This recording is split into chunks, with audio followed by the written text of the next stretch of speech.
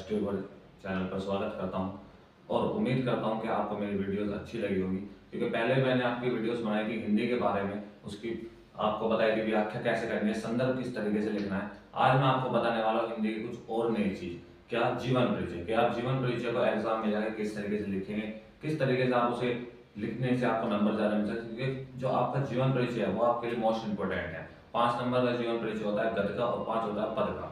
हिंदी की बात कर रहा हूँ मैं यूपी बोर्ड के बारे में, क्लास 10 और 12 दोनों में ये जीवन परिचय आते हैं। ठीक है, लिखने का तरीका अलग अलग नहीं है, लिखने का तरीका भी है, पर जीवन परिचय अलग अलग हो जाते हैं, तो दोनों ही क्लास के लिए इंपॉर्टेंट है ये।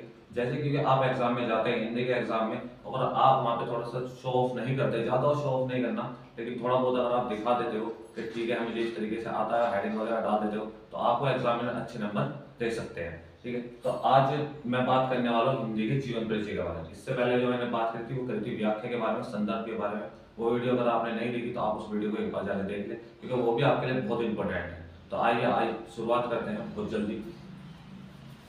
जी, जिससे कि जीवन परिचय मैंने यहाँ पे लिखा हुआ है चाहे रामचंद्र शुक्ल जी का। ठीक है, आप किसी का भी जीवन परिचय हो, मोस्ट इंपोर्टेंट जीवन परिचय होता है चाहे रामचंद्र शुक्ल जी का 10th क्लास के लिए। ठीक है, तो लेकिन आप जब लिखते हो तो उसे आप लिखना ऐसे की तरह नहीं लिखना कि आपने स्टार्टिंग कर दिया और लिखते चले गए, नहीं इस तरीके से नहीं लिखना, क्योंकि वो तरीका बहुत पुराना हो चुका है। अधिकतर बच्चे लिख देते हैं उस तरीके से, लेकिन आपको नहीं लिखना। आपको क्या काम करना है, पहले आप जैसे यहाँ पे नाम लिख दिया, पहले सबसे पहले एक बॉक्स बनाएंगे फ्रंट पेज पे। ठीक है, उसके बाद एक लाइन इधर की तरफ खींचेंगे, एक लाइन इधर की तरफ खींचेंगे और बड़े बड़े हेडिंग में डालेंगे आचार्य रामचंद्र शुक्ल का जीवन परिचय।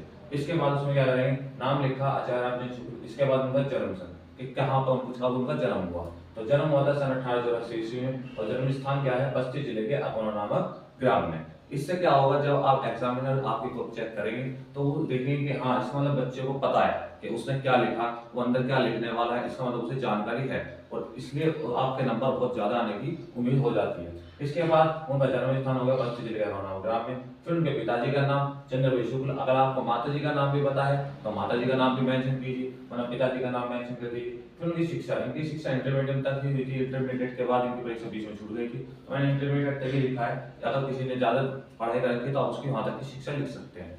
इसके बाद जो उनकी रचना वगैरह थी, रचना थी चिंतामणि, विचार विधि आदि। ठीक है, और फिर उनकी मृत्यु सन 1941 ईस्वी में, जब उनकी मृत्यु हो गई, यहाँ पे बात होता है खत्म। पर आपका लिखने का तरीका क्या होगा, यही कि पहले नाम, फिर जन्म मेंशन होगा, फिर जन्म स्थान, फिर पिता का नाम, फिर शिक्षा, फिर रचना और लास्ट में उसकी मृत्यु। अगर आप इस तरीके से मेंशन करोगे, फिर एक बॉक्स बनाओगे, तो एग्जामिनर को लगेगा कि हाँ बच्चों को नॉलेज है। और अगर आप अपनी फुल कॉन्फिडेंस दिखाओगे यहाँ पर, तो आगे की जो आप व्याख्या लिखोगे अगले पेज पे जब जाओगे आप, तो अगले पेज पे सिर्फ इससे ही आपको शुरुआत बनानी है। ठीक है, अच्छा रामचंद्र शुक्ल का जब आप जीवन परिचय लिखोगे, इससे अगले पेज पे लिखोगे। ठीक है, ये पेज आपका पूरा कंप्लीट हो जाता है, एक पेज यहाँ पर। इसके बाद जब अगले पेज पे जाओगे, फिर डालना जीवन परिचय आचार्य रामचंद्र शुक्ल जी का, और वहां से आप अपना उसी तरीके से लिखना वे में शुरू करना जहां से लिखोगे। लेकिन उससे पहले यह पैटर्न आपके लिए जरूरी है, क्योंकि अगर आप इस पैटर्न में लिखते हो तो आपके नंबर 5 नंबर का, जैसे आप मान लो जीवन परिचय आता है तो 5 नंबर आपको पूरे मिलने के चांसेस है। रचनाएं वगैरह बच्चों को बहुत सी बार याद नहीं रहती, आप 3 से 4 रचनाएं याद कर लो और उसके बाद आधी लगा दो, जिससे कि अगर आपका एग्जाम में चेक तो हाँ कि भाई बच्चे को पता नहीं था लेकिन याद तो थी, तो आदि का मतलब होता है इससे आगे भी हो सकती है। ठीक है, उनके पिताजी का नाम बहुत अच्छे से याद कर लेना है, सन याद कर लेना है, जिला याद कर लेना है, कहाँ उनका जन्म स्थान हुआ था। ठीक है, और कहाँ उनकी मृत्यु, ये 2 डेट बहुत इंपॉर्टेंट है, एक तो जन्म की और एक मृत्यु। सन 1884 में जन्म हुआ, सन 1941 में उनकी मृत्यु हुई।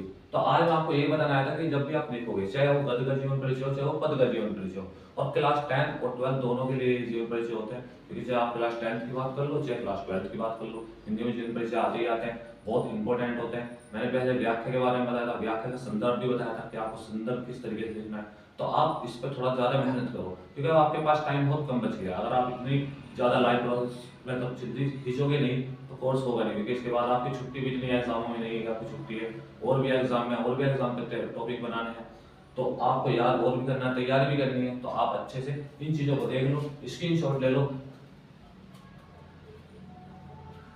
जी, आप अच्छे से तैयारी कीजिए। मैं आपके और भी ऐसे टॉपिक जिस पर थोड़ी दिक्कत है आपको, आप मुझे कमेंट कीजिए, आप कमेंट करेंगे तो मुझे पता चलेगा और मैं उसके बारे में और भी कुछ ज़्यादा बताऊंगा। कुछ बच्चों की दिक्कत आती है हिंदी में, कुछ बच्चों की आती है इंग्लिश में, कि इंग्लिश में क्या याद करना है, किस तरीके से करना है। हिंदी में अगर इसके अलावा भी कोई टॉपिक होता है तो मैं उसे भी चेक करूंगा, उसे भी देखूंगा और उसके लिए भी आपकी एक वीडियो जरूर बनाऊंगा। और रही बात इंग्लिश वगैरह की, मैथ की, उनकी भी वीडियो बनाऊंगा, उनके भी कुछ इंपॉर्टेंट क्वेश्चन लेकर आऊंगा, उनको भी आपको बताऊंगा कि वहाँ पे किस तरीके से किस पैटर्न में आपको लिखना है जिससे आपको नंबर अच्छे से मिले। पर उसके लिए आपको मेरा चैनल सब्सक्राइब करना पड़ेगा, लाइक कीजिए, कमेंट भी कीजिए, कमेंट में मुझे बताइए कि आपको वीडियो कैसी लग रही है, क्योंकि अगर आप मुझे कमेंट करेंगे तो मुझे अपनी गलती, अगर मैं कोई गलती भी कर रहा हूँ तो मुझे वो भी पता चल जाएगी। और आपका अगर कोई टॉपिक है ऐसा जो आपको नहीं समझ में आ रहा तो वो भी मैं आपको बताने की पूरी कोशिश करूंगा। आज के लिए इतना ही, अगली वीडियो लेकर आऊंगा किसी नए टॉपिक पे। धन्यवाद। हिस्टोरिकल चैनल को प्लीज